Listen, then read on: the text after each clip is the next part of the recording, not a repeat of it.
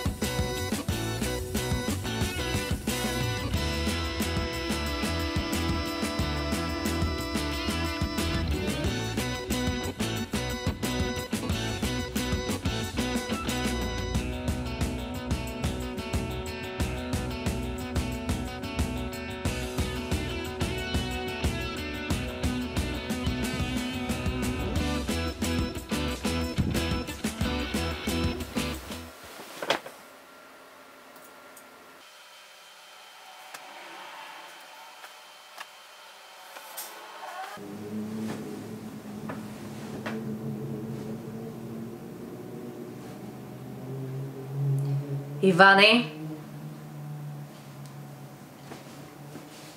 Иване! Иване! Какво става?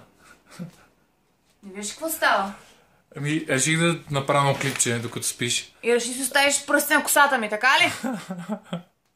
Поне добре се Знаеш получи. как се речи това? Поне добре се получи. Поне добре се получи. Ето и мен. Както знаем всички, и най-вече аз, точно преди една седмица, господин Иван Тишев ми сътвори феноменална прическа на косата, докато спя.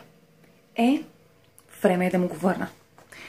Тук при мен съм приготвила един страхотен продукт. Ето го, може да го видите всички. Ето го, гума за коса с ефекти глички. Такива глички ще му направя, че няма да знаят къде са му дошли. Така, време е да идем при него. Той спи. Само да се почекайте, защото да не ме чуе.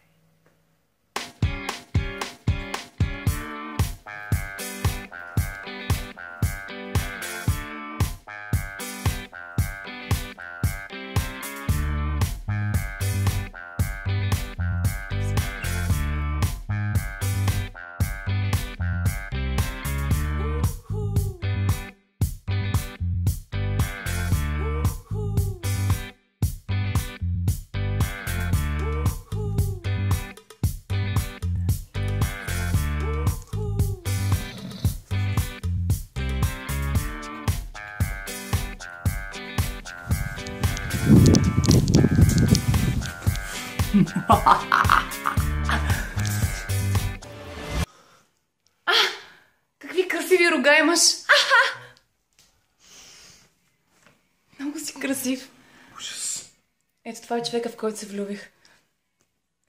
Самото си. Ти какво искаш? Ти нещо ми връщаш ли какво? Не, глупости, просто не направих прическа. Не ти ли харесва? Виж колко си красив. Да, като оня дявол от Teenage SD съм.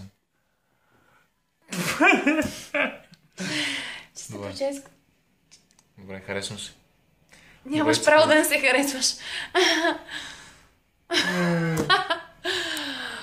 Айде, кажи чао. Нека нощ, аз продължавам да си спя.